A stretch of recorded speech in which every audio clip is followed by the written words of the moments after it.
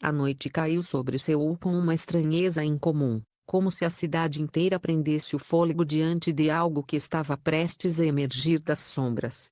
Às 23h40, quando a maior parte da população já se recolhia ou se perdia no trânsito lento dos bares noturnos, a Polícia Metropolitana convocou um pronunciamento urgente, sem aviso prévio, sem esclarecimento, apenas uma mensagem seca enviada à imprensa: comparecer imediatamente. Assunto de alta prioridade. Em minutos. A entrada principal do Departamento Central de Investigação transformou-se em um mar de câmeras, microfones e jornalistas inquietos. O ar carregava eletricidade, como se cada segundo fosse um pavio prestes a acender uma revelação explosiva. Quando o porta-voz apareceu, seu rosto não escondia tensão. Então, com a voz firme, ele soltou a frase que abalaria todo o país: temos novas evidências arquivadas por quase 4 anos relacionadas ao caso Kim Sai-hong. A reação foi instantânea. Murmúrios atravessaram o saguão. Celulares começaram a vibrar. Matérias foram publicadas em tempo real antes mesmo de o pronunciamento terminar. O nome da atriz, outrora símbolo de uma geração brilhante, tornava os holofotes não como artista, mas como enigma, como uma peça que, por algum motivo, havia sido encaixada de forma errada no quebra-cabeça da justiça. Para muitos, o caso de Kim Sai-hong estava praticamente encerrado, limitado ao acidente que ganhou as manchetes em 2022, quando ela perdeu o controle do carro e colidiu com estrutura pública, gerando investigações, debates, pedidos de desculpas e uma enxurrada de especulações. Naquele período, sua carreira sofreu uma queda abrupta e parecia não haver nada mais a ser dito. Contudo, a noite provou estar decidida a ressuscitar o que se acreditava morto. A imprensa rapidamente relembrou os fundamentos do caso: o relatório original do acidente, registrado pela Polícia Metropolitana de Seul em 2022, as análises do Tribunal do Distrito Central, que confirmaram danos materiais, as declarações formais da atriz e de sua agência, e os registros públicos que, na época, apontaram para um processo simples, com resolução relativamente rápida. Mas agora, o discurso policial insinuava que o público viu foi apenas a superfície, uma versão simplificada de mais de uma história que, na verdade, era mais profunda, mais confusa e possivelmente marcada por falhas graves no processo de investigação inicial. Com a revelação de que novas provas estavam prestes a ser divulgadas, surgia a pergunta inevitável: o que foi ignorado, esquecido ou deliberadamente mantido longe dos olhos do público? Minutos depois do anúncio enigmático, o chefe da Divisão Técnica de Análise de Imagens entrou na sala e colocou sobre a mesa uma pasta de cor cinza marcada com o código KSR-27. Ele explicou, com precisão cirúrgica, que dentro daquele arquivo havia imagens digitais recuperadas recentemente por meio de um procedimento de auditoria interna. Câmeras de segurança localizadas em uma rua adjacente haviam sido catalogadas em um lote que, por erro humano, fora colocado no setor de armazenamento prolongado, sem processamento completo. Era um ângulo jamais mostrado à imprensa, a visão lateral direita, captada por um estabelecimento que fechou meses após o acidente. A polícia não divulgou as imagens integralmente, mas descreveu elementos que, segundo eles, poderiam alterar a compreensão do momento exato da colisão. A simples existência dessa filmagem reacendeu suspeitas sobre a pressa com que o caso foi encerrado naquela época. Além das imagens, havia outro elemento crucial: o módulo telemático do carro de Kim Sai-hong, analisado pelo laboratório forense da Hyundai. A polícia revelou que uma leitura secundária encontrava-se arquivada no Hyundai Motor Forensic Lab, contendo dados brutos nunca comparados com o relatório oficial. Esses dados incluíam variações de aceleração, tempo de frenagem, e até mesmo pequenas oscilações do volante segundos antes do acidente. Por algum motivo, essa versão do arquivo não foi anexada ao processo original, um erro que a polícia classificou como procedimental, mas gravíssimo. Ao lado desses relatórios, e ainda um terceiro elemento, uma gravação da chamada feita ao número de emergência 112 que nunca chegou a ser divulgada ao público. O áudio, segundo a corporação, apresentava ruídos, fragmentos de diálogos e sons de fundo que exigem análise avançada. Um perito do Instituto Nacional de Ciências Forenses, NFS, sigla já temida por muitos, declarou que alguns segundos do áudio podem levantar perguntas que o relatório oficial não respondeu. Esses segundos, embora ainda inacessíveis à imprensa, tornaram-se alvo da curiosidade nacional. Outro ponto levantado durante o pronunciamento foi a existência de um depoimento ignorado no relatório final de 2022, arquivado como registro complementar de depoimentos, código C41. Ele pertencia a um homem que estava a poucos metros do local no momento do acidente. O documento, segundo os investigadores, não foi incluído na versão final por equívoco administrativo. A expressão soou fraca, quase insuficiente, para o que poderia representar um erro capaz de alterar a narrativa inteira do episódio. Se o depoimento contradizia elementos do relatório oficial ou adicionava novos detalhes, isso ainda era desconhecido. O simples fato de o registro ter sido negligenciado levantou suspeitas sobre má condução ou até sobre uma possível tentativa de acelerar o encerramento do caso. Por fim, o item mais intrigante revelado naquela noite, um fragmento físico encontrado no depósito de evidências. Uma peça metálica que não estava listada no inventário inicial. Ela foi registrada agora como evidência armazenada, arquivo número 27K-SR. Segundo o perito Dr. Angie Mook, uma das autoridades mais respeitadas do NFS, a peça apresentava marcas que poderiam ou não estar relacionadas ao veículo da atriz, que demandaria uma análise profunda. Ele evitou qualquer afirmação conclusiva, mas sua postura demonstrava que aquilo era mais sério do que parecia. Com o avanço da coletiva, a imprensa começou a pressionar, por que tantas falhas? Como provas tão importantes foram esquecidas por quase 4 anos? Havia negligência? Havia interferência? Representantes da polícia responderam em tom defensivo, afirmando que estavam conduzindo uma auditoria interna rigorosa e que toda a verdade viria à tona. Especialistas jurídicos convidados pelas emissoras que cobriam a coletiva ao vivo começaram imediatamente a debater: seria possível reabrir um caso baseado em provas esquecidas? A legislação sul-coreana prevê que processos podem ser revisados quando surgem elementos novos ou quando há irregularidades no procedimento. E aquela noite parecia entregar ambas as condições em uma bandeja. A repercussão não se limitou ao mundo jurídico. Profissionais da indústria do entretenimento, analistas de mídia e representantes de grandes agências começaram a emitir opiniões sobre o impacto que essa revelação poderia ter na carreira da atriz e no cenário de celebridades em geral. Muitos lembraram que a queda de Kim Sae-ron em 2022 já havia provocado debates sobre a vulnerabilidade de artistas jovens e sobre a pressão extrema colocada sobre eles. Agora, com a possível reviravolta no caso, novos questionamentos surgiam sobre a integridade do sistema, a condução de investigações e até sobre conflitos internos entre departamentos policiais. No entanto, o momento mais surpreendente da noite veio quando o porta-voz, ao ser pressionado por um repórter sobre a existência de outros nomes envolvidos no armazenamento irregular de provas, confirmou que entre os documentos arquivados havia referências indiretas a um caso antigo que continha menções ao ator Kim So-eun. A sala inteira ficou em silêncio por alguns segundos. O porta-voz não ofereceu detalhes, apenas o suficiente para incendiar a curiosidade de todos. É prematuro afirmar qualquer ligação direta entre os dois casos, mas há um documento que será analisado pela equipe de revisão. Foi a frase perfeita para transformar uma coletiva já explosiva em um terremoto midiático. Um único nome bastou para abrir uma nova frente de especulações, teorias, comparações e temores. O documento misterioso, ainda sem descrição pública, tornou-se a sombra que pairava sobre cada pergunta e cada manchete daquela noite.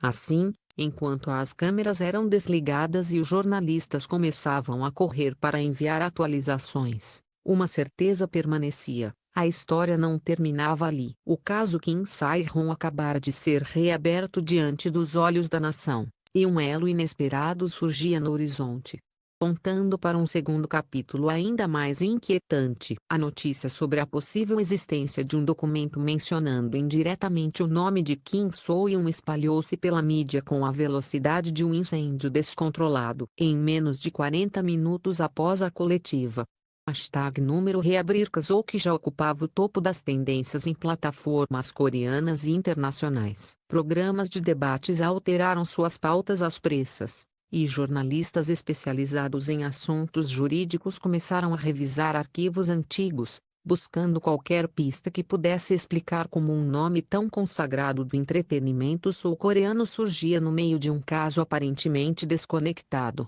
A internet fervia, dividindo-se entre choque, descrença e um frenesi coletivo alimentado pela iminência de uma revelação maior. No amanhecer do dia seguinte, a Polícia Metropolitana confirmou que, dentro do conjunto de arquivos recuperados, havia um documento registrado no Inventário de Evidências, pasta 12A, anexo 4, contendo uma referência codificada, KSH12A. Embora ainda não houvesse confirmação oficial sobre o significado exato, fontes internas, sob anonimato, indicavam que o código correspondia a um relatório complementar produzido anos antes por um perito do Instituto Nacional de Ciências Forenses, hoje aposentado. As condições em que tal documento foi parar no mesmo lote de evidências do caso de Kim Sai-hong permaneciam um enigma, mas levantavam questionamentos profundos sobre a organização e o rigor das práticas de arquivamento. O suposto conteúdo desse documento adicionava tensão ao cenário já caótico. Ele continha uma anotação escrita à mão.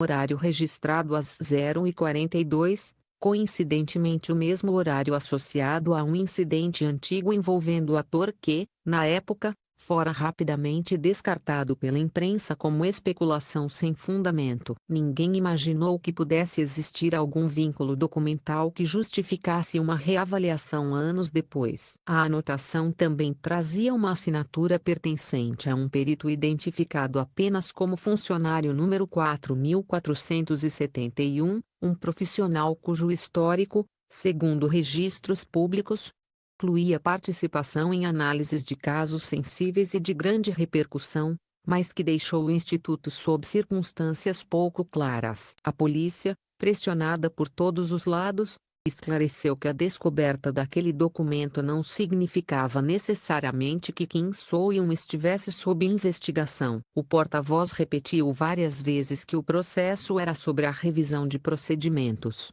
não sobre estabelecer culpabilidade. Mesmo assim, a menção ao nome de um ator de renome internacional levantou questões inevitáveis, porque seu nome aparecia em um arquivo esquecido. Havia algum tipo de conexão negligenciada no passado?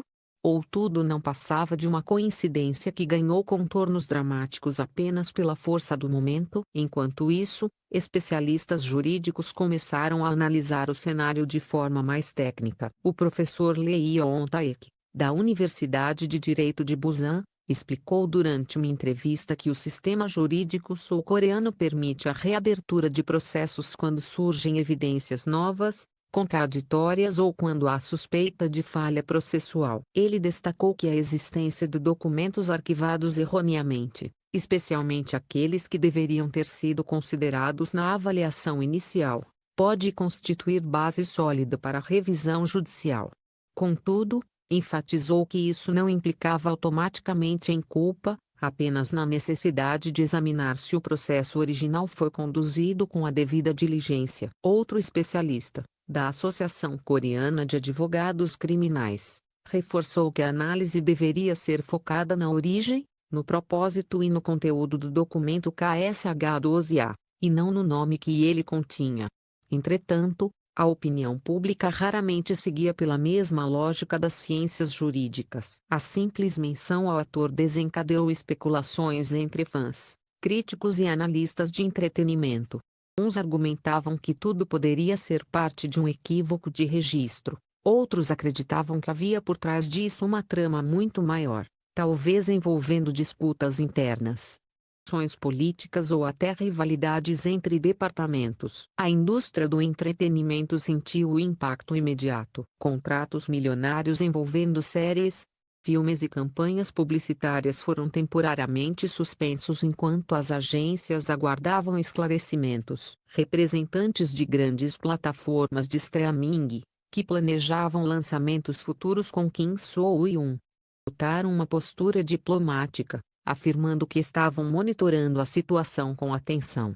A agência do ator, em comunicado oficial, declarou que não tinha conhecimento de nenhum processo antigo que mencionasse seu nome e que colaboraria integralmente caso fosse necessária alguma verificação. O tom da nota era neutro, mas não conseguia esconder completamente a inquietação nos bastidores. Simultaneamente, a equipe responsável pela auditoria interna da polícia começou a reconstruir a linha do tempo de como documentos tão sensíveis puderam ser misturados a arquivos de anos diferentes. A investigação preliminar apontou para a possibilidade de que o depósito de evidências tivesse enfrentado problemas estruturais e de gestão, especialmente entre 2019 e 2022, período no qual vários funcionários foram substituídos e novos sistemas de catalogação foram implementados. O risco de erros humanos aumentou significativamente durante essa transição, e alguns especialistas consideram que isso pode ter criado brechas que resultaram em arquivos sendo armazenados fora das pastas originais. Ainda assim, nenhum desses argumentos técnicos foi suficiente para apaziguar a inquietação crescente da população. A narrativa que emergia, provas esquecidas, documentos perdidos, nomes inesperados, parecia saída de um drama policial elaborado, mas estava acontecendo diante dos olhos da nação, em tempo real. Era inevitável que surgissem teorias sobre conexões ocultas, motivações desconhecidas e possíveis tentativas de encobrir erros antigos. A imprensa internacional, especialmente emissoras japonesas e norte-americanas, também começou a cobrir o caso, dando o alcance e a pressão pública. À medida que o caso se desdobrava, 3 cenários começaram a ser debatidos por analistas jurídicos.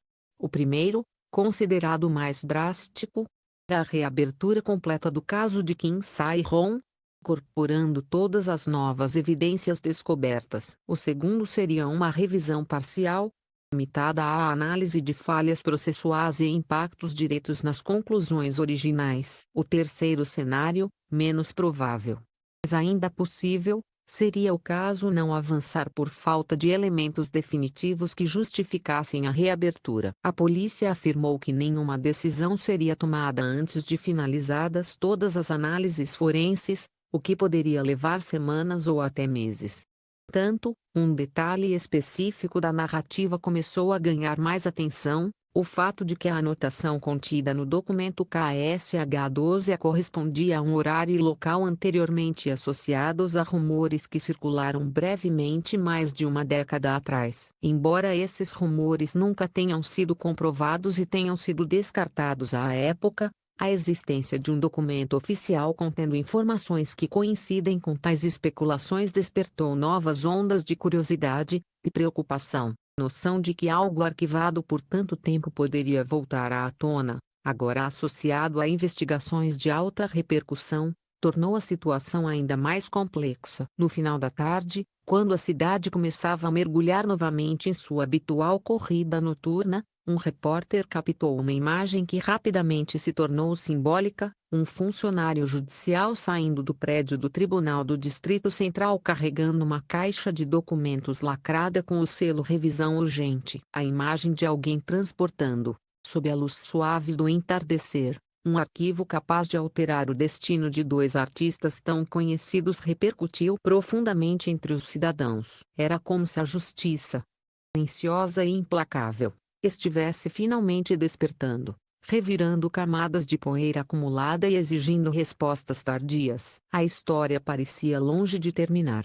Ao contrário, a revelação das novas evidências abriu portas para um labirinto de conexões, dúvidas e possibilidades.